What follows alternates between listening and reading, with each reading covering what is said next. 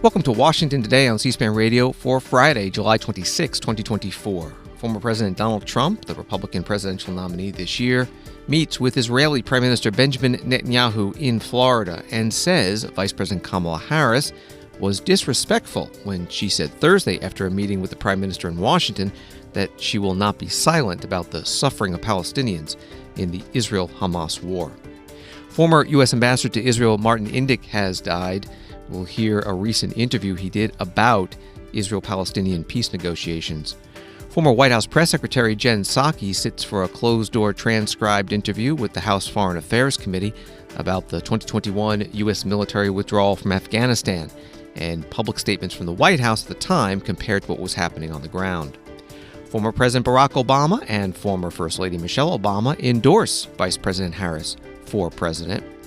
And Donald Trump's co-campaign manager, Chris LaCivita, responds to the Democratic critics of Republican vice presidential nominee, Senator J.D. Vance, including the viral clip where he says the U.S. is being run by a bunch of childless cat ladies who are miserable at their own lives. That and more coming up on Washington Today. Story from the New York Times, former President Donald J. Trump, who has for months urged Israel to end the war in Gaza as quickly as possible, insisted that he and Prime Minister Benjamin Netanyahu of Israel were on good terms after the two met on Friday in Palm Beach, Florida. Though they were close allies during Mr. Trump's presidency, their ties became strained after the 2020 election. But Mr. Trump, asked by a reporter on Friday if the two would need to rebuild their ties if Mr. Trump won in November, said, "We don't have to. We've had a good relationship." That reporting from the New York Times. Here are the two leaders speaking to reporters as they sat across a table for about 5 minutes. Hello, everybody. Hello, sir. Is it you or is it me?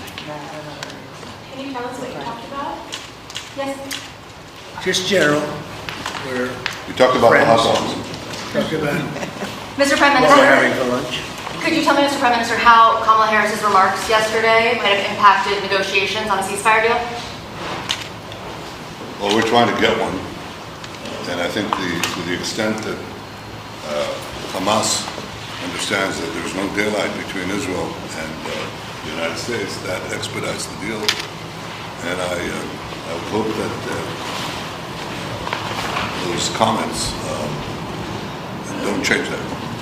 Mr. President, do you have any reaction to Kamala Harris's remarks yesterday? Say it. Do you have any reaction to Kamala Harris's remarks yesterday after she met with the Prime Minister? No, I have no remarks. She's a radical left person. San Francisco, destroyed San Francisco. She's really a destroyer. She doesn't know how to build. And I think her remarks were disrespectful. They weren't very nice pertaining to Israel. I actually don't know how a person who's Jewish can vote for her, but that's up to them. But she was certainly disrespectful to Israel, in my opinion. Mr. Trump, has your relationship with the Prime Minister repaired at all? No, it was never bad. I would say it was always. The President has done what I've done for Israel, and we've always had a very good relationship. And if I didn't, I have a secret weapon. You know what it is? Sarah. She's sitting right over here. I have Sarah. As long as I have Sarah, that's all that matters. Do you feel like after this trip, Mr. Prime Minister, we're any closer to a ceasefire deal? I hope so, but I think time will tell. We're certainly eager to have one, and we're working on it. Are you sending teams to Rome? Sorry? Are you sending teams to Rome to continue those We're negotiations? dispatching the team probably in the beginning of the week. Okay. Can you tell us the status of the hostage negotiations? I think there's been some movement because of the military pressure that we exerted. I hope that there will be sufficient movement to get the deal completed. That's a very tough situation, the hostages. They have to be given back immediately because there can be no way that they're in good shape. They're obviously not being treated properly. And you hope that they're okay, but there are a lot of hostages, I'm sure, that will not be okay. And it's just not an acceptable situation. Did you guys talk about what your working relationship would look like if you were reelected in November? We don't have to. We've had a good relationship. I was very good to Israel, better than any president's ever been. And we did so many Golan Heights. We did Jerusalem, the capital. We actually built the embassy. about Jerusalem and the Iran nuclear deal. Unfortunately, the Biden administration didn't do anything. We terminated the Iran nuclear deal, which was a tremendous thing, maybe the best thing that I did for Israel, but unfortunately the Biden administration didn't do anything about it. We could have had a deal 1 week after the election. We would have had a deal with Iran, and everybody would have been happy. But they didn't do anything with it. We had all the cards. Iran was not using terror at all because under the Trump administration, we gave them no money. They didn't have money. Nobody was buying their oil. And now they're a rich country. So it's too bad. But we would have had a deal with Iran, and it would have been a good deal for everybody, including Iran. It would have been a good deal, but it would have saved the Middle East. The Biden administration, now she's taken over, and she's worse than him. She's actually worse than him. So we'll see how it goes. But if it all works out, if we win, it'll be very simple. It's all going to work out and very quickly. If we don't, you're going to end up with major wars in the Middle East and maybe a third world war. You are closer to a third world war right now than at any time since the Second World War. You've never been so close because we have incompetent people running our country. Thank you very much, everybody. Cool. Thank you, press. Thank you, press. Thank you, press. Thank you, press. Thank you, press. Former President Donald Trump, the Republican presidential nominee, meeting the Israeli Prime Minister Benjamin Netanyahu today at Donald Trump's home and private club Mar-a-Lago in Palm Beach, Florida. The Prime Minister met with President Joe Biden and Vice President Kamala Harris separately. Kamala Harris, the all but certain Democratic presidential nominee this year, on Thursday in Washington. And after that meeting, the vice president said that she supports Israel's right to defend itself, but it matters how it does so. And she urged the prime minister to accept the ceasefire deal that would pause fighting in Gaza and release hostages. Here's a portion of the vice president's remarks. I also expressed with the prime minister my serious concern about the scale of human suffering in Gaza, including the death of far too many innocent civilians. And I made clear my serious concern about the dire humanitarian situation there, with over 2 million people facing high levels of food insecurity, and 500,000 people facing catastrophic levels of acute food insecurity. What has happened in Gaza over the past 9 months is devastating. The images of dead children and desperate, hungry people fleeing for safety, sometimes displaced for the second, third, or fourth time. We cannot look away in the face of these tragedies. We cannot allow ourselves to become numb to the suffering, and I will not be silent. Vice President Kamala Harris on Thursday in the Eisenhower Executive Office building next to the White House after meeting with the Israeli Prime Minister. Associated Press reports today, while former President Donald Trump hosted Israeli Prime Minister at Mar-a-Lago, the Biden administration continued efforts to seal a ceasefire deal that will bring home hostages in Gaza. President Joe Biden is dispatching CIA Director Bill Burns to Rome on Sunday to meet with Israeli, Egyptian, and Qatari officials about the ongoing hostage and ceasefire negotiations, according to a U.S. official familiar with his travel plans. Separately, Brett McGurk, the White House coordinator for the Middle East and North Africa, is expected to head back to the Mideast next week for talks with regional leaders about the effort to reach a hostage agreement. That was from Associated Press. The United Nations Security Council held another meeting today on, quote, the situation in the Middle East, including the Palestinian question. Antonia Marie de Mello, U.S. Deputy Commissioner General of the United Nations Relief and Works Agency for Palestine Refugees, known as UNRWA, described the situation on the ground in Gaza. The Security Council has already adopted several resolutions aimed at ending this war through a ceasefire, the release of all hostages, and the scaling up of humanitarian aid. UNRWA has thousands of staff on the ground, spearheading the humanitarian operation in close cooperation with other UN agencies. We have welcomed the adoption of these resolutions in New York. But in Gaza, we have seen woefully little impact. Instead, the fighting continues without reprieve, and the suffering continues to mount. As my colleague, Resident and Humanitarian Coordinator Muhammad Hadi will describe in greater detail, delivering humanitarian aid remains an impossible task amidst military operations, insecurity, lawlessness, damaged and destroyed infrastructure, fuel shortages, and access and telecommunications restrictions. In Gaza, the blatant disregard for international humanitarian law is now commonplace. Women, children, journalists, humanitarian workers, all continue to pay a tragically high price. UNRWA is no exception. 199 colleagues have now been killed, the vast majority with their families. Nearly 2/3 of the agency's premises, some 190 buildings have been hit, some twice. Many of our schools are demolished and can no longer be used as schools. In the past 2 weeks alone, 8 UNRWA schools, all serving as shelters for displaced people, have been struck. Our headquarters offices in Gaza are destroyed beyond recognition. More than 560 displaced people, including many women and children, have been killed while sheltering under the UN flag. And just this week, 2 UN convoys heading north were shot at, despite coordination, deconfliction, and authorization from the Israeli army.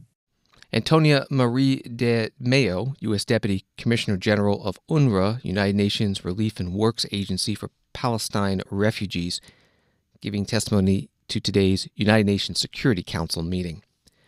Martin S. Indyk, writes Washington Post, a diplomat, historian, and educator who helped steer a Middle East policy under 2 presidents, advocated a 2-state solution to the Israeli-Palestinian conflict, and served as a director of multiple think tanks, died July 25th at his home in New Fairfield, Connecticut. He was 73. Mr. Indyk became the first Jewish U.S. ambassador to Israel, serving from 1995 to 97. He assumed the post again from 2000 to 2001, at a time when Bill Clinton was trying to forge a settlement between the Israeli government and Palestinian leader Yasser Arafat. From 2013 to 14, Mr. Indyk served as President Barack Obama's special envoy for Israeli-Palestinian negotiations. He was a key figure in those peace talks, but their breakdown dashed his dreams of achieving a durable Middle East peace. That was from the Washington Post. Martin Indyk was interviewed in April by Foreign Policy magazine and was asked about what he might have done differently in the 1990s to help reach an agreement between the Israelis and Palestinians on a 2-state solution. As you look back at that history, there's so much of an attempt to kind of understand what happened in the 1990s, especially when you were very central to those efforts and what we should take from those. As you look back and look at the hopes of that period in the Oslo process, what do you wish you'd known then? What would you do differently if you could go back and do it again, if anything? Well, I think what became most obvious in our engagement with the 2 sides was that neither was serious about making peace and reconciling on the basis of a 2-state solution. Political conditions simply weren't there. There was no trust between them or between their people that could serve to overcome the leadership problems. And there was basically nothing the United States could do to change that dynamic. So the big question now is, with so many Israelis opposed now to anything for the Palestinians, there's this extraordinary, I find, as somebody who's been involved with Israel for so many decades, extraordinary insensitivity to the suffering of the Palestinians. And it's not just right-wingers, it's across the board, as Israelis remain preoccupied, understandably so, with their own suffering, and a feeling that they, as long as their hostages aren't returned, that they'd be indifferent to the suffering of the Palestinians. And that is just a reflection of how far we are from a reconciliation. And on the Palestinian side, it's similar. How could it not be? After some 30,000 Palestinians have been killed, so many thousand children. So to start from here and try to promote reconciliation is a hard sell to Israelis or Palestinians. And I think we just have to face that reality. On the other hand, and there is another hand, there has never been a common conviction on the part of the United States, the Arab Sunni leaders, the international community, that there has to be a way forward to resolve this problem. We can't just keep on going like this forever. And the suffering is too great. And so I do think that that pressure on the two sides forces them to come up with some way forward. Martin Indyk in April, an interview with Foreign Policy magazine. Martin Indyk died this week at the age of 73. He was U.S. ambassador to Israel under former President Bill Clinton and then special envoy for Israeli-Palestinian negotiations under former President Barack Obama. Bill Clinton posting on X, Martin Indyk was an extraordinarily skilled diplomat who, no matter the obstacles, never gave up on the prospect of peace. I'll always be deeply grateful for the important role he played in my administration to end the conflict in the Middle East. The world would be better off if there were a lot more people like him. This is Washington Today. Former White House Press Secretary Jen Psaki sat today for a closed-door transcribed interview with the House Foreign Affairs Committee as part of the committee's investigation into the U.S. withdrawal from Afghanistan in August 2021. An article from TND reads, that operation, completing an effort launched by the Trump administration the year prior, led to chaos at the Kabul airport where 13 Marines died in a suicide bombing. Congressman Michael McCall, Republican from Texas, the committee chair, said Jen Psaki agreed to testify after being threatened with compulsory process. Jen Psaki, now a host at MSNBC, spoke briefly to reporters as she arrived for the interview. Ms. Psaki, what are you hoping to address in the committee? Well, I was invited to appear before the committee, and I'm here to answer their questions. Happy to be here. Thank you so much, everyone. And later in the day, Congressman Mike Walz, Republican from Florida, member of the committee, came out of the interview room to speak with reporters in the hallway.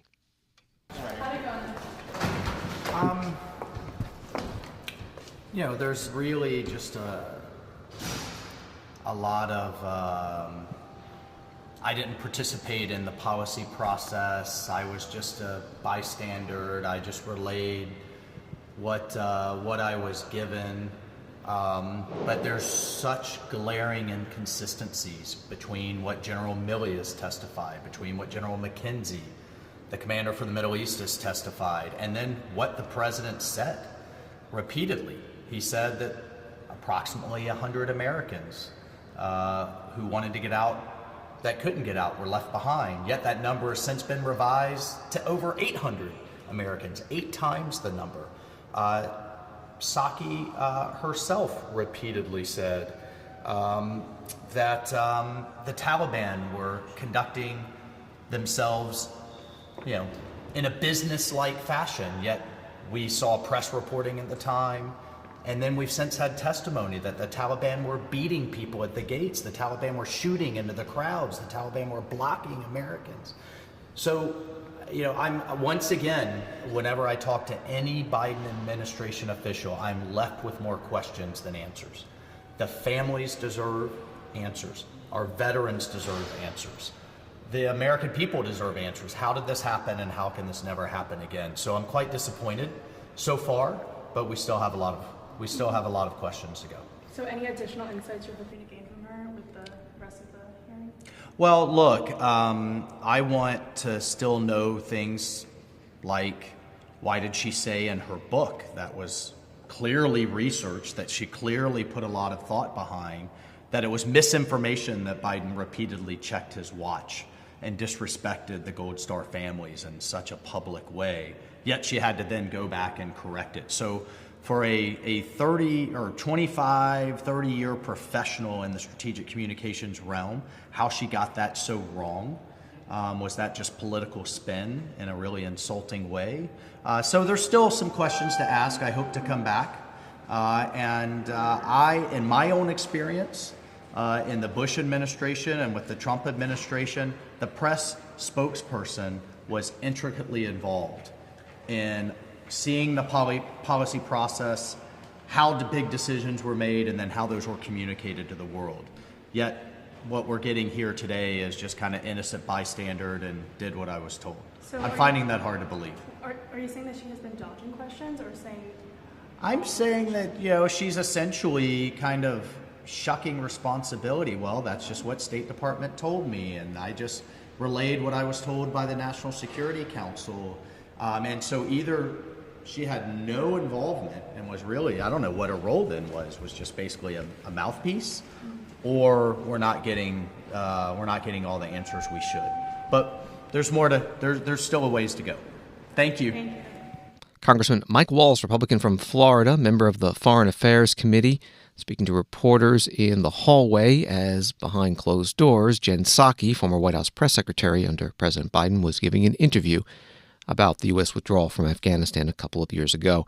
Statement from the committee chair, Michael McCall, Republican from Texas, when the interview session was announced a few weeks ago, said Ms. Psaki was charged with communicating to the public the details of the catastrophic withdrawal from Afghanistan. She has a responsibility to the American public, Gold Star families, and our service members to detail what took place during the withdrawal, why the message from the White House was so starkly different than the situation on the ground, and what information she was being given for her public press briefings during the emergency evacuation. From Reuters, United Nations Secretary General Antonio Guterres urged countries around the world to stop armed conflict as part of the Olympic truce, with the Paris 2024 Olympics set to open later on Friday. Guterres met International Olympic Committee President Thomas Bach and said the Games were a chance for peace.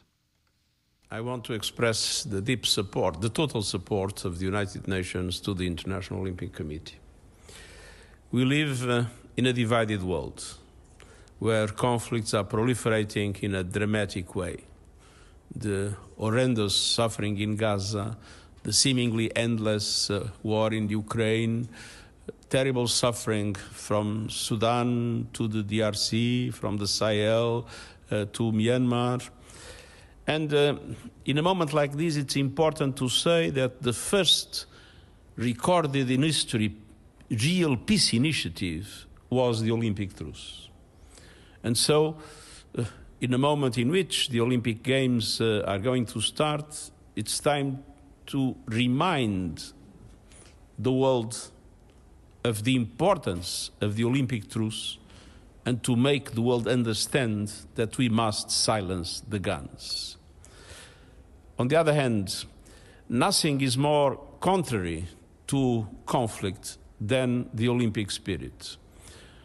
The Olympic Games are a symbol of universality and diversity, a symbol of cooperation and loyal competition instead of division and conflict. And so this is the moment in which my strong appeal is for countries to come together with the same spirit as athletes will be coming together during the Olympic Games in Paris. United Nations Secretary General Antonio Guterres in Paris, where the Summer Olympics are beginning. The Reuters article on his announcement today has this: during the Olympics in ancient Greece, all conflict ceased for the duration of the Games to allow for the competitions to go ahead. From CNBC, an important gauge for the Federal Reserve showed inflation eased slightly from a year ago in June, helping to open the way for a widely anticipated September interest rate cut. The Personal Consumption Expenditures Price Index increased 0.1% on the month and was up 2.5% from a year ago, in line with Dow Jones estimates, the Commerce Department reported Friday. The year-over-year gain in May was 2.6%, while the monthly measure was unchanged. Fed officials use the PCE measure as their main baseline to gauge inflation, which continues to run above the central bank's 2% long-range target. And Wall Street reaction: the Dow up 654, Nasdaq up 176, S&P up 59. Washington Today continues in a moment. As more people cancel cable TV, C-SPAN's funding is at risk. This summer, an anonymous donor has stepped up to help by matching all donations up to $25,000. I'm Caitlin with C-SPAN, and this means your gift will go twice as far. Your donation supports unfiltered access to government and public affairs programming, including the C-SPAN podcasts you value. Visit cspan.org/donate to make your gift today. Every dollar helps us reach our $25,000 goal. Thank you for listening and supporting C-SPAN. Donate today at cspan.org/donate. And welcome back to Washington Today, available as a podcast wherever you find your podcast and on the free C-SPAN Now mobile app. Story from Axios. The possibility President Biden could lose Virginia was part of what drove his decision to end his re-election campaign, Reuters reported. Internal polling commissioned by the campaign last week and shown to the president on Saturday indicated the support was collapsing in Virginia, in addition to New Mexico and all 6 swing states, sources told Politico. The polls were the first the campaign had conducted of swing states and Virginia voters in more than 2 months. Virginia has swung Democratic in every presidential election since 2008. That was from Axios.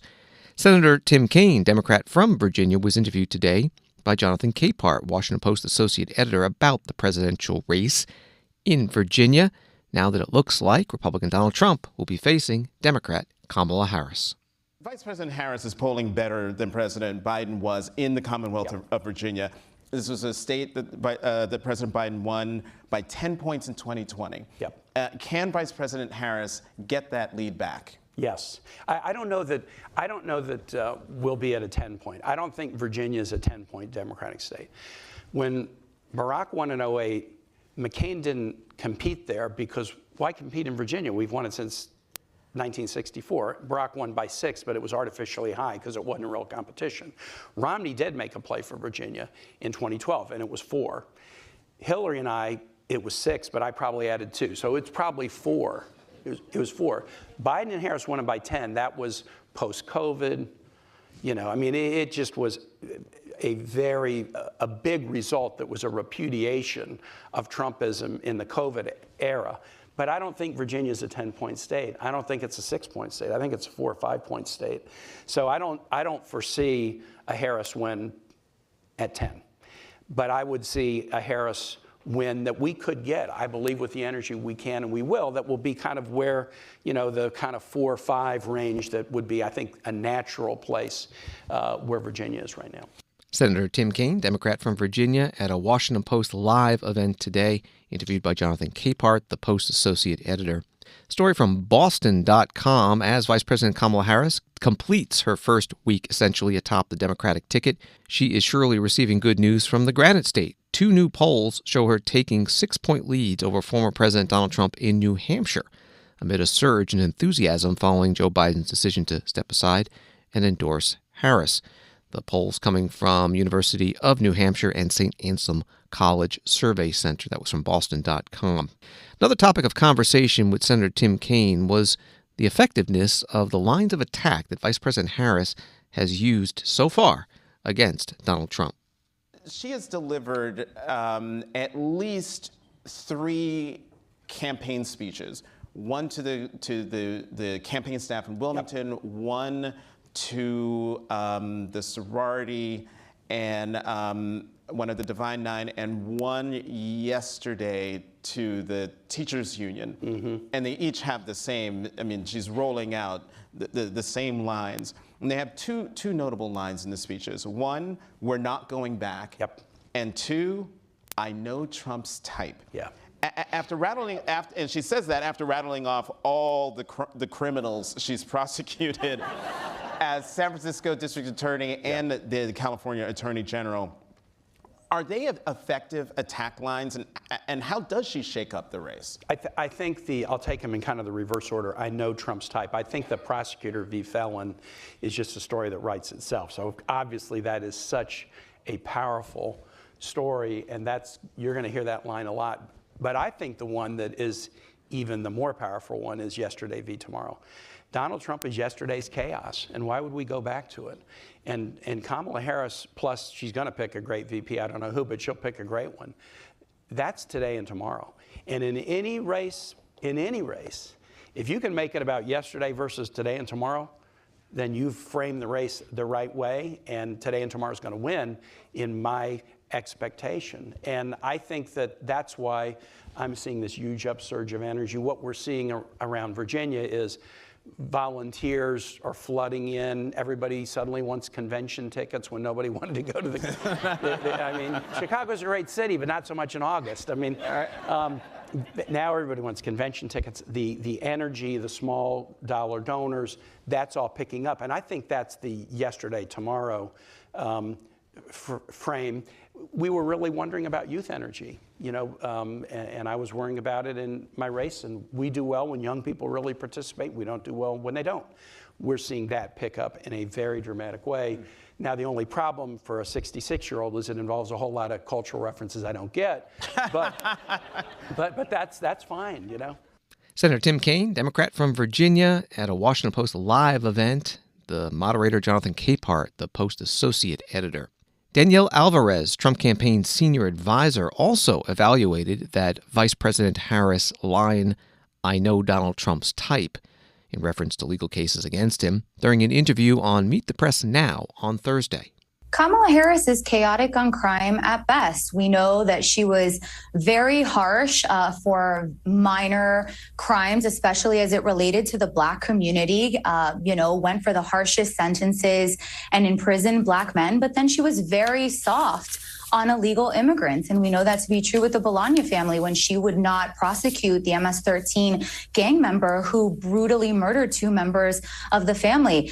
She never pursued charges and never went harshly against illegal immigrants. And it goes back to her being, again, chaotic on crime, soft on crime when she should not have been, and too harsh in other instances. And she's, again, it goes back to being very weak on the border. This is someone who in 2020 campaigned on abolishing ICE, wanted to decriminalize border crossings. We know that the top issue for voters, one of the top 2 at least, she is very, very weak on. Portion of the Meet the Press Now interview on Thursday with Danielle Alvarez, Trump campaign senior advisor. Story from USA Today. It took 6 days, but Barack Obama said yes. A long-awaited endorsement from the former president for Vice President Kamala Harris to be the Democratic Party's nominee for president finally arrived Friday. Harris has racked up a series of endorsements since President Joe Biden withdrew from his re-election bid after his debacle of a debate performance, but Obama was the last prominent Democrat who hadn't weighed in. In a video endorsement released Friday, Obama and former First Lady Michelle Obama are shown calling Harris together to offer their support. That reporting from USA Today. Here is the video. Kamala. Hello. Hi. Hey there. Oh, hi. You're both together. Oh, it's good to hear you both. I can't have this phone call without saying to my girl Kamala, I am proud of you. This is going to be historic. We called to say Michelle and I couldn't be prouder to endorse you and to do everything we can to get you through this election and into the Oval Office. Oh my goodness. Michelle, Barack, this means so much to me. I am looking forward to doing this with the 2 of you, Doug and I both, and getting out there, being on the road. But most of all, I just want to tell you the words you have spoken and the friendship that you have given over all these years mean more than I can express. So thank you both. Means so much, and we're gonna have some fun with this too, aren't we?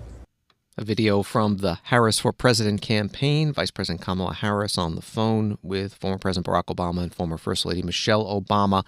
Congressman James Clyburn, Democrat from South Carolina, a leading voice in the Democratic Party, was asked in an interview today on MSNBC how important this endorsement is. It's very significant. There's no question about that. Barack Obama and Michelle have been great partners. They spent 8 years making this country a better place for all of us. He's a very skilled politician, a great orator. Having him out in the hustings on behalf of this ticket will prove very, very beneficial.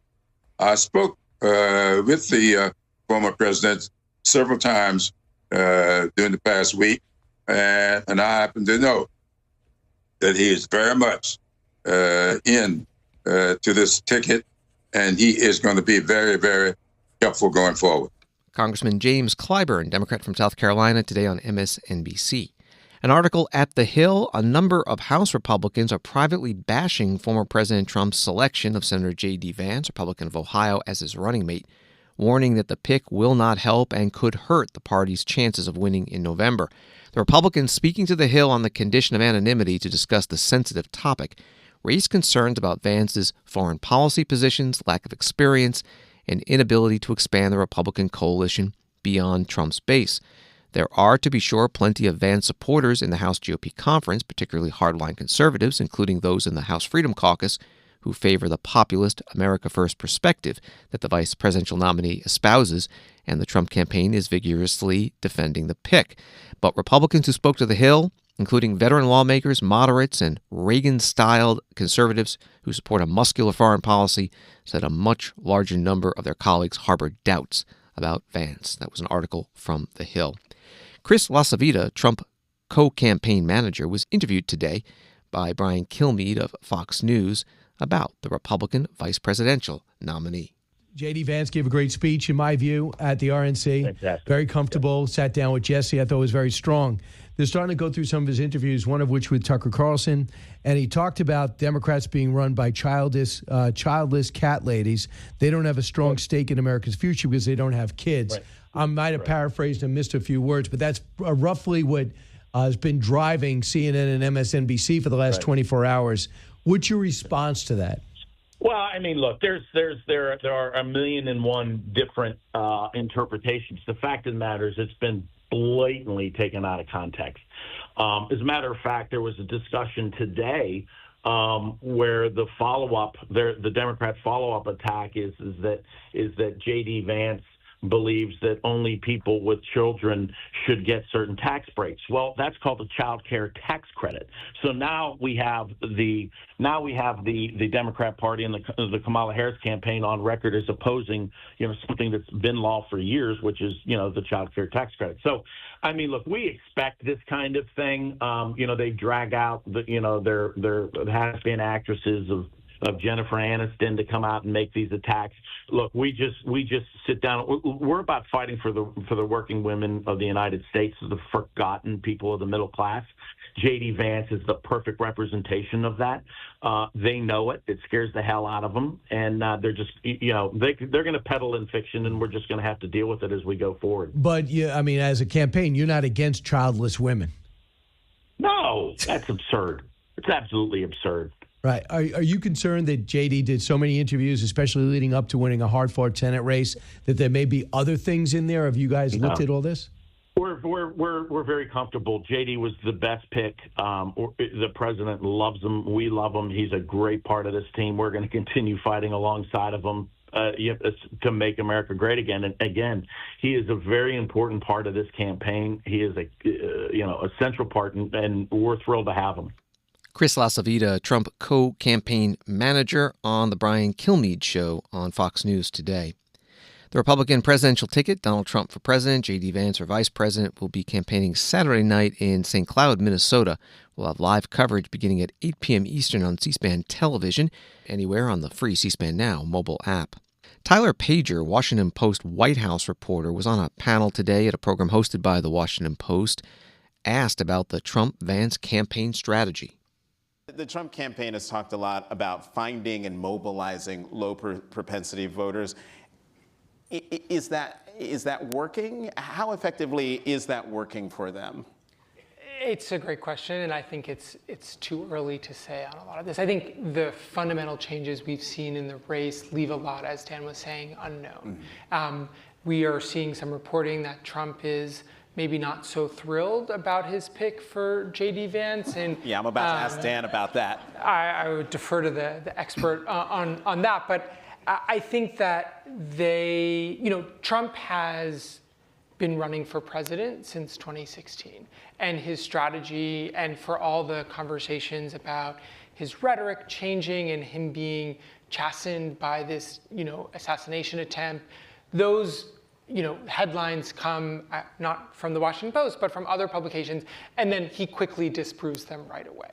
So I don't think that we're expecting to see a lot of change about his abilities, his message, his campaign tactics. But I will say he is still winning this race at this point. Polling continues to show him holding narrow leads nationally and in swing states. So what he is doing has been working to this point. I think, as Dan was saying at the opening here, there's so much we don't know at this point. There will be by the time Kamala Harris picks her vice presidential nominee, which we expect in the coming days, if not within 2 weeks, there will be 3 out of the 4 people on this presidential ticket, the Democratic and Republican side, that are largely totally new to voters. J.D. Vance, Kamala Harris, and whoever her running mate is. And that is just a tremendous fact. The election is just over 100 days away. That's not how the American political system has worked. I saw a very fascinating statistic that I think since 1972, with the exception of a few elections, there has been a Bush, Clinton, or Biden on every single presidential ticket. So that's a remarkable fact, given how many people live in this country, how many elections we've had, just the sort of consistent nature of American politics over the last many decades, and that has changed dramatically. Tyler Pager, Washington Post White House reporter. Panel discussion today hosted by Washington Post Live. He referenced the panelist Dan Balls, Washington Post chief correspondent, and there was a third panelist, Leanne Caldwell, Washington Post Live anchor and early 202 co-author. She got a question about Vice President Harris's first week as a presidential candidate after President Biden said he was not going to seek re-election. Leanne, you've been talking to people on Capitol Hill throughout this campaign. Were you surprised by how quickly Vice President Harris got Democrats from Congress and all around the country to coalesce around her candidacy? Yes, absolutely. So leading up to Biden dropping out, I was hearing from a lot of members of Congress, there was a lot of division on who should be the person, should Biden step down.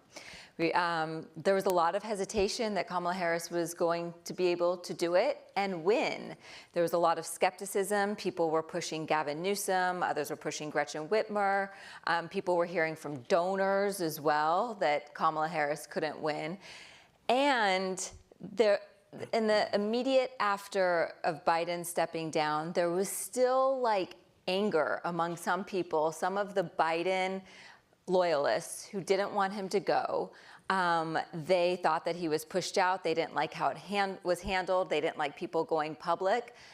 The only reason that has subsided, I am told from multiple sources, is that because Kamala Harris was able to coalesce the party so quickly, because it was a superb and perfect 48 hours. So now all of the dissent, all of the hesitation, all of the concern has just washed away. My colleagues on the Hill reported this morning that in a closed meeting, a member of Congress stood up and said, if Biden steps aside, we are only setting up Kamala Harris to fail.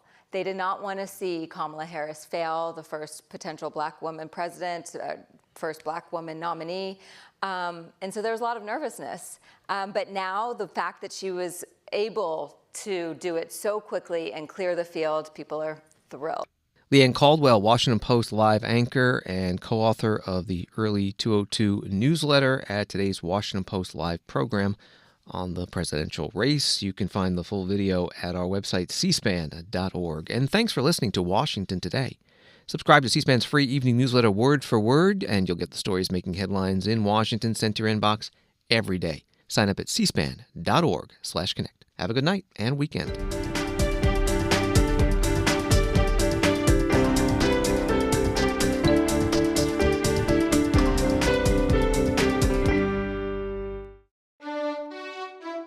C-SPAN's Washington Journal, our live forum involving you to discuss the latest issues in government, politics, and public policy.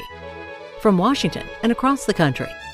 Coming up Saturday morning, University of Virginia politics and public policy professor Jennifer Lawless talks about the dynamics of gender and sexism in the 2024 campaign, and Vice President Kamala Harris's path forward as the new Democratic presidential frontrunner.